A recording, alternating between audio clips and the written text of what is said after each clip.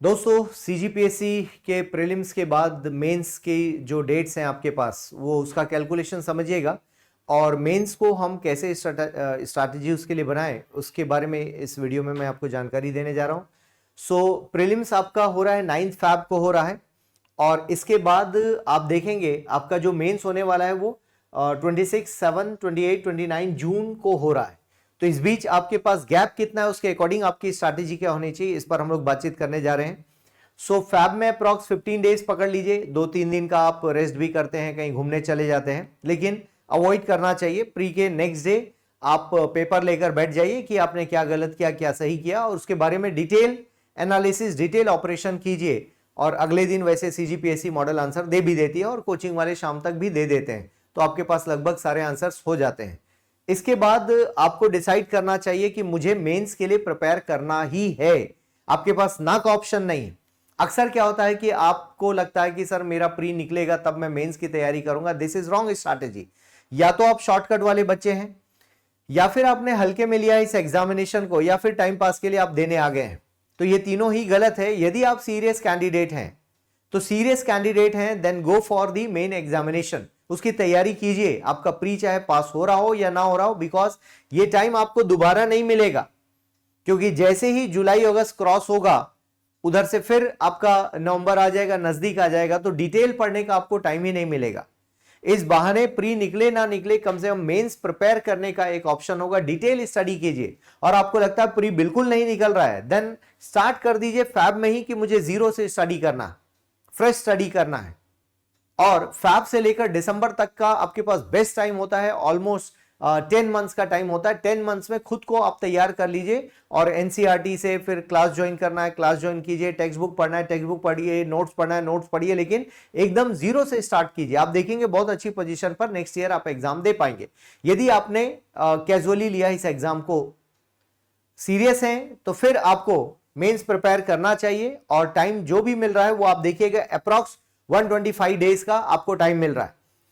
मार्च में 31 डेज, अप्रैल 30, मई 31 डेज, इतना करते हुए आप देखेंगे कि अप्रॉक्स 125 डेज मैंने निकाला है, कम ज्यादा हो सकता है। इतने दिन आपके पास हैं प्री के बाद मेंस की तैयारी के लिए, कम नहीं है 200। नहीं तो पहले पुराने टाइम में 90 डेज मिले हैं और कुछ में 90 डेज से भी कम मिले हैं। तो इस बार जून में एग्जाम है, बेस्ट टाइम है आपका। और कुल मिलाकर इस बीच अब आपको करना क्या है उसके बारे में हम लोग बातचीत करते हैं। टाइम तो काफी मिल गया आपको यहां से स्टार्ट लेना है। सबसे पहले ये देखिए कि आपको क्रैश कोर्स की जरूरत है और टेस्ट सीरीज की जरूरत है। क्रैश कोर्स में होगा क्या, ऑब्वियसली टाइम है तो ऑलमोस्ट सबको डिटेल में तो नहीं, लेकिन एक एक बार इतना पढ़ा जा सकता है कि सिलेबस हम कवर कर सकें।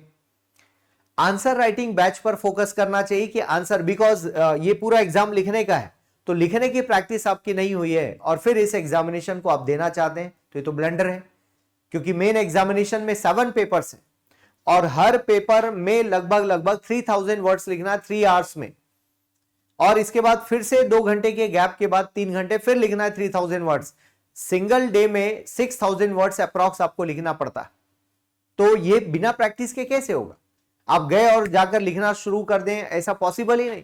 इसलिए आप मेहनत करते हुए भी ढंग से आप पास नहीं कर पाते हैं या अच्छे मार्क्स नहीं आते हैं, बिकॉज आपने प्रैक्टिस नहीं की। तो इसका बेस्ट तरीका यह है कि इसको आप शेड्यूल को देखिए और फिर आप क्रैश कोर्स ज्वाइन कीजिए और साथ ही साथ टेस्ट सीरीज ज्वाइन कीजिए। इन दोनों से क्या होगा कि आपका जो भी गैप है पढ़ाई में वो यहां से खत्म हो जाएगा क्रैश कोर्स से, और आपको समझ में आ जाएगा मुझे मेंस में कैसे पढ़ना है, आंसर राइटिंग कैसे करनी है। और इसके साथ टेस्ट सीरीज जब आप देते हैं तो आपको प्रैक्टिस का भी पता चलता है कि मुझे कितना याद है। और कोई ये कहता है कि सर मैं साल भर से पढ़ रहा हूं और मुझे सब आता है, तो फिर आप टेस्ट में बैठिए, खुद की पहचान कीजिए। और पाथ हाइस एकेडमी इस बार 15 to 16 सेंटर्स में अपने टेस्ट सेंटर बनाया है जहां पर मेंस का आप टेस्ट दे सकते हैं अलग अलग शहरों में, और उन सभी की जानकारी हमारे सोशल मीडिया पर दे दी गई है और यूट्यूब पे भी जाकर आप देख सकते हैं, फेसबुक, इंस्टा, ट्विटर, सभी जगह पर, टेलीग्राम वगैरह सभी जगह पर आप देख सकते हैं, और हमारी वेबसाइट पर भी इसके नोटिस में आप देख सकते हैं। तो दोस्तों मेंस को किस तरह से पढ़ना है उसके बारे में हम बातचीत कर रहे थे। अब आपको करना क्या है कि अब आप सिलेबस निकालिए। सिलेबस कहां से निकालेंगे? तो आप जाएंगे पाथ हाइस एकेडमी की वेबसाइट पर और यहां स्टडी मटेरियल पर क्लिक करेंगे। स्टडी मटेरियल पर आप देखेंगे प्रीवियस ईयर क्वेश्चन पेपर्स पर जाएंगे और इसमें सीजीपीएससी पर क्लिक करेंगे और फिर आपको प्री और मेंस का आपको दिख जाएगा। ये आप देख पा रहे हैं कि अभी प्रीलिम्स का आपको टेस्ट पेपर दिख रहा है और दोनों लैंग्वेज में डला हुआ है। तो ये प्री का सी सेट का पेपर आपको मिलेगा और जीएस का पेपर है, सॉरी। और यदि हम देखें इसके अलावा तो आपके पास मेंस का भी पेपर है। मेंस का ये पेपर है जो आपको 2012 से लेकर 23 तक सारे क्वेश्चन एक जगह आपको मिलेंगे और इस पीडीएफ में आप देख सकते हैं 249 पेजेस की पीडीएफ है और ये बिल्कुल निशुल्क रूप में ये बुकलेट आपके लिए अवेलेबल है जिसमें सारे क्वेश्चंस दिए गए हैं और आप देख पाते हैं 18 से पहले के भी क्वेश्चंस हैं। यदि मैं देखूं लैंग्वेज की बात करूं तो यहां से शुरू हो रहा है 2012 में किस तरह के क्वेश्चंस आए और दोस्तों ऐसा करते करते लगभग सारे पेपर्स सारे सब्जेक्ट्स के क्वेश्चन पेपर डाल दिए गए हैं इसमें और आप इन्हें अपने हिसाब से देख लीजिए डाउनलोड करके और पाथेइस एकेडमी की वेबसाइट पर आपको ये क्वेश्चन पेपर्स मिलेंगे। दोस्तों सीजीपीएससी के लिए आपको करना क्या है, सिलेबस में जाएंगे तो स्टडी मटेरियल देखिए सबसे पहले और सिलेबस में आप सीजीपीएससी पर क्लिक करें और जैसे सीजीपीएससी पर क्लिक करेंगे तो आपको मेंस का सिलेबस दिख जाएगा और इसमें आपको डिटेल दिखाई देगा हर सब्जेक्ट का सिलेबस। तो सबसे पहले सिलेबस देखना है क्योंकि आप में से बहुत सारे स्टूडेंट्स ऐसे भी हैं जो प्री तो दे रहे हैं लेकिन आपको सिलेबस का आता पता नहीं है। तो सिलेबस सबसे पहले चेक कीजिए, जनरल हिंदी का पेपर, फिर इंग्लिश का पेपर, फिर छत्तीसगढ़ी भाषा, देन पेपर 2 आपका ऐसे राइटिंग का होता है, नेशनल और इंटरनेशनल 2 ऐसे लिखना है और स्टेट लेवल का ऐसे 2 लिखना है, आपको यहाँ पर दिख रहा है और हिंदी इंग्लिश दोनों वर्जन में। तो जब आप पढ़ाई कर रहे होंगे तब आपको ये देखना है कि मेरे कौन कौन से टॉपिक्स होते गए हैं। जैसे मैं बात करूं कि मान लो यहां पर इंडियन पॉलिटी है, राइट। अब इंडियन पॉलिटी में आपके पास constitutional development of India 1773 to 1950। तो क्या अब आपकी पढ़ाई इसकी पूरी हो चुकी है या नहीं हुई है, तो क्या पढ़ना बाकी है। फिर आप क्या करें, एक चार्ट बनाना सीखिए। आप चार्ट कैसे बनाना है, आपको चार्ट बनाने का तरीका होगा कि आप मेंस का सिलेबस आपके पास दे दिया गया है, जैसे उन्होंने बोला है कॉन्स्टिट्यूशनल डेवलपमेंट। अब ये आपका टॉपिक है मेंस का, क्लियर है। मेंस का टॉपिक कहां से देखा हमने, सिलेबस से देखा, constitutional development of India 1773, right. अब आपको करना क्या है कि इस डेवलपमेंट में मान लो आपको ईयर वाइज इसको ऐसे डिवाइड करना है तो क्वेश्चन पेपर्स भी आपके पास है। अब तक हमारे पास 23 का है, 22 का है, 21 और ऐसा लेके 2012 तक का है। हालांकि 18 के बाद सिलेबस चेंज हुआ है बट फिर भी पुराने क्वेश्चंस कंसीडर कर सकते हैं यदि सिलेबस में है उससे मिलता जुलता क्वेश्चन। कॉन्स्टिट्यूशनल डेवलपमेंट में मान लो इन्होंने पहला सवाल 23 का मान लो 1935 से सवाल किया है, क्लियर है। चलिए क्वेश्चन पेपर भी देख लेते हैं ताकि सब कुछ ओरिजिनल ही आपको मिले और मैं पहुंचता हूं।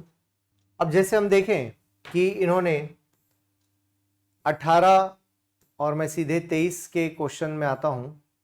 अब जैसे 20-21 हो गया। अब जैसे 23 में हमने देखा कि 23 में इस तरह के सवाल हैं या नहीं, या उस टॉपिक से सवाल है या नहीं। तो आपको हर बार उस ईयर में जाकर यह देखना है कि वो सवाल पूछे गए। जैसे इन्होंने 22 में पूछा है भारतीय परिषद अधिनियम 1909, तो ये 1909 के एक्ट को ही आप पढ़ते हैं। तो 22 का क्वेश्चन है और हम लोग देख लेते हैं एक बार और कहां कहां क्वेश्चन आए हैं इस तरह के। 18 के बाद सिलेबस चेंज हुआ है तो सिलेबस कम हो गया है, ऐसा आप कह सकते हैं। सो 1909 का क्वेश्चन आया, 1909 का क्वेश्चन आया है और इसके बाद यहां पर हाँ 1919 का भी क्वेश्चन आया 2020 में, है ना।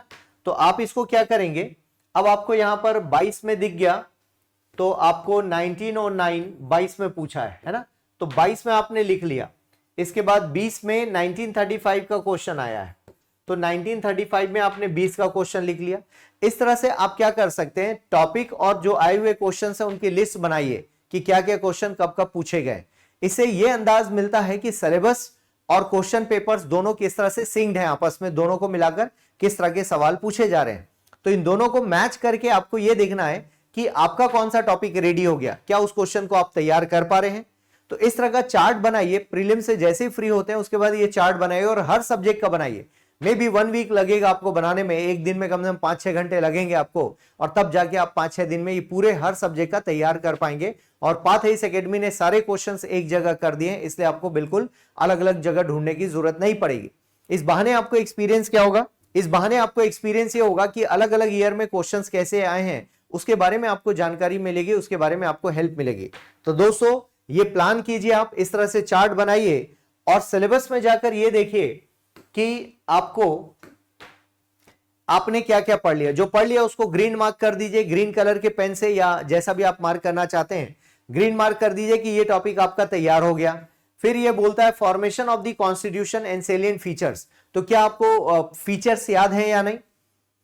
यदि कॉन्स्टिट्यूशन के फीचर्स आपको याद हैं तो उनको ग्रीन मार्क कीजिए और इससे आए हुए क्वेश्चंस को देखिए कि आपसे वो बन रहे हैं या नहीं। यदि टॉपिक तैयार है तो क्वेश्चन बनने चाहिए।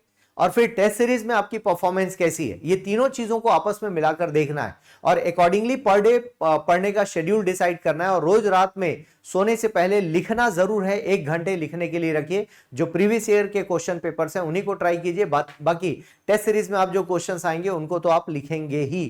तो दोस्तों ये आपकी स्ट्रैटेजी का बड़ा पार्ट होना चाहिए, फिर वो सीजीजीएस को लेकर हो, पेपर 7 को लेकर हो, 6 को लेकर हो। सिलेबस दे दिया गया है, पीवाईक्यूज दे दिया गया है, इसको विजिट कीजिए और भरपूर इस्तेमाल कीजिए। क्लियर है? ये सब कुछ फ्री में अवेलेबल है। और Path S Academy test series शुरू करने जा रहा है दोस्तों। इस टेस्ट सीरीज में सारे सब्जेक्ट्स के प्रॉपर टेस्ट होंगे, मॉडल आंसर्स होंगे, कॉपी चेक करके दी जाएंगी। और सबसे इंपॉर्टेंट है, कई सेंटर्स पे, कई शहरों में, बिलासपुर, रायगढ़ करें, जगदलपुर की बात करें या फिर महासमुंद की बात करें, नांदगांव की बात करें, इन सभी जगह पर, कोरबा वगैरह, ये जितने भी शहर हैं, है ना, इन सभी जगह पर टेस्ट सेंटर्स बनाए गए हैं। आप जिस भी शहर से हैं उस शहर में बैठकर आप टेस्ट सीरीज दे सकते हैं। तो दोस्तों मेंस के लिए मैं आपको गाइड कर रहा था कि मेंस के लिए आपकी प्लानिंग क्या होनी चाहिए और अकॉर्डिंगली आपके पास जो समय है उसमें डिवाइड कीजिए पढ़ना कैसे है। और भी वीडियोस में हम लोग बातचीत करेंगे कि इसको पढ़ना कैसे, डिवाइड कैसे करें और अलग अलग शेड्यूल बनाकर कैसे पढ़ना है। लेकिन डेली के शेड्यूल में आपका सीजीजीएस होना चाहिए, एवरीडे सीजीजीएस, करंट अफेयर्स पढ़ें और एक एक सब्जेक्ट के 2-2 टॉपिक या 3-3 टॉपिक लेकर चल सकते हैं। मतलब एक दिन में एक पेपर के 2 या 3 टॉपिक्स लेकर चल सकते हैं। कई बार ये टॉपिक ज्यादा भी हैं। जैसे पेपर 3 की बात करूं तो उसमें हिस्ट्री है, इंडियन हिस्ट्री, उसके बाद पॉलिटी है, पॉलिटी के बाद पब्लिक एडमिनिस्ट्रेशन है, फिर सीजी इतिहास है। तो टॉपिक तो 3 दिख रहे हैं लेकिन है सब्जेक्ट 1, 2, 3, 4 सब्जेक्ट्स हैं। 4 सब्जेक्ट की पढ़ाई करनी है आपको। क्लियर हो रहा है? इसी तरह से पेपर 5 में जाएंगे तो आपको पेपर 4 में जिसमें आप देखेंगे physics, chemistry, bio, maths, reasoning, फिर एनवायरमेंट प्लस आपका क्या है, टेक्नोलॉजी है। तो 1, 2, 3, 4, 5, 6, 7 सब्जेक्ट्स पढ़ने हैं आपको। दिखने में तो पेपर 1 है लेकिन 7 सब्जेक्ट्स पढ़ने हैं। इसलिए आपके पास स्ट्रॉन्ग प्लानिंग होनी चाहिए, तब जाके आप इसे कवर कर पाएंगे और उस तरह से आप इसको प्लान कर सकते हैं। तो दोस्तों ध्यान रखिएगा, एक दिन में 2 से 3 लेकर चलना है। जो सब्जेक्ट टफ है उनको पहले स्टार्ट कीजिए। जैसे इसमें आप क्या कर सकते हैं, नॉन ट्रेडिशनल सब्जेक्ट्स पहले लीजिए।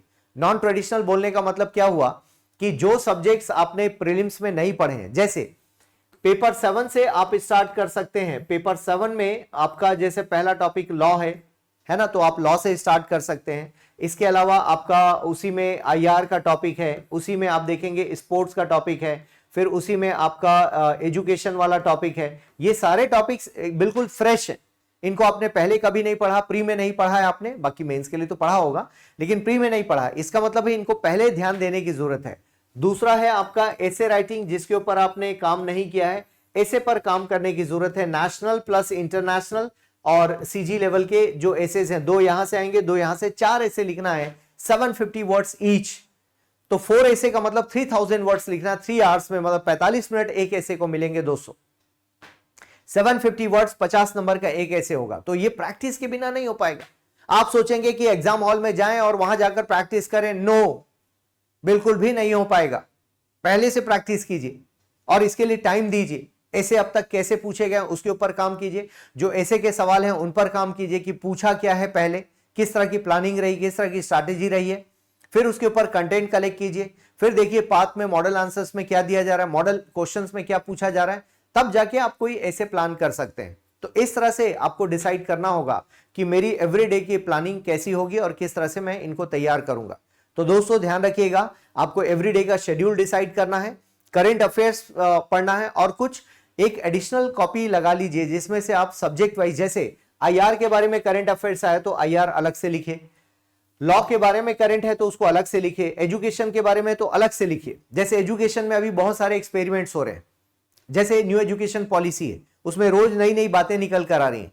फिर गवर्नमेंट रोजगार पर बात करिए, गवर्नमेंट कौशल विकास पर बात करिए, गवर्नमेंट इसके अलावा आप बात करते हुए देखेंगे कि महिला शिक्षा पर बात करिए। ये सभी करंट अफेयर्स यहां के लिए काम आने वाले हैं। तो क्या आपके पास अलग से नोट डाउन किया हुआ है? क्योंकि एग्जाम में आप डालेंगे क्या और ढूंढेंगे कहां से कि मुझे कोई please topic wise current affairs available करा दे, कहां से तलाश करेंगे? तो फिर आपके पास ये ऑप्शन होगा कि आपने जो करंट की कॉपी बना रखी है वहां से आप निकालेंगे। तो दोस्तों प्लान कीजिए, चुपचाप बैठे रहने से बिल्कुल भी नहीं होगा। यदि आप अवेयर नहीं है मेंस को लेकर तो बिल्कुल मानिए कि आप इस दौर से बाहर हैं, क्योंकि जो लोग सिस्टमैटिक प्लानिंग कर रहे हैं, पढ़ाई कर रहे हैं, वो सब इसी तरीके से पढ़ाई करते हैं। फिर मान लो आपका मैथ साइंस कमजोर है तो एवरीडे कम से कम 2 आवर्स आप उनको दीजिए, 2 घंटे कम से कम लगाइए, तब जाके मैथ्स और साइंस आप कवर कर पाएंगे, नहीं तो डब्बा गोल। और आपको पता होना चाहिए जितने भी न्यू कमर हैं, यदि एक भी पेपर में आप फेल हो गए तो पूरा पेपर फेल माना जाएगा। ये कॉलेज के जैसा है, एक भी पेपर में फेल नहीं होना है। और मिनिमम क्वालिफाइंग मार्क्स है out of 200 you need to score 66 marks, 33% लाना है आपको नंबर। तो ध्यान रहेगा, आई होप। सो दोस्तों पाथ एकेडमी के साथ जुड़िए, पूरी प्लानिंग के लिए जुड़िए, पूरी स्ट्रैटेजी के साथ जुड़िए। पाथ एकेडमी में क्रैश कोर्स और टेस्ट सीरीज दोनों कंडक्ट किए जा रहे हैं, और उसका भागीदार बनिए और एक सिस्टमैटिक प्लानिंग के लिए बढ़िए, क्योंकि आप एक्सपर्ट्स के साथ पढ़ें तो आप ज्यादा जल्दी अपने डेस्टिनेशन तक पहुंचेंगे, और वहां तक पहुंचेंगे और फटाफट एग्जाम पास करके पोस्ट लेना है। तो ध्यान रखिएगा, पाथ एकेडमी एक्सपर्ट है सीजीपीएससी को इंटीग्रेटेड रूप में देखने के लिए। हमारे सारे टीचर्स अपने सब्जेक्ट के एक्सपर्ट हैं, आपको क्लासरूम में प्रैक्टिस भी कराएंगे, क्रैश कोर्स के दौरान आंसर राइटिंग भी होगी, और सेम डे आपको चेक करके फीडबैक भी मिलना है कि आप क्या कर रहे हैं, कैसा कर रहे हैं, कहां आप कमजोर हैं। तो इस तरह से क्लासरूम प्लानिंग में आइए और किसी को कोच बनाइए। अकेले घर में बैठकर आप गुम हो जाते हैं, आपको समझ में नहीं आता कि करना क्या है। तो दोस्तों दिन कम बचे हैं, प्लानिंग स्टार्ट कीजिए। और अभी फिलहाल आप प्रीलिम्स दे रहे होंगे तो प्रीलिम्स के हिसाब से पढ़ लीजिए, उसके बाद आपको मेंस पर जंप करना है। तो प्रीलिम्स दीजिए 9 फरवरी को, उसके बाद मेंस की प्लानिंग पर भिड़ जाइए दोस्तों। सो इस वीडियो में इतना ही दोस्तों, बहुत बहुत धन्यवाद, थैंक यू।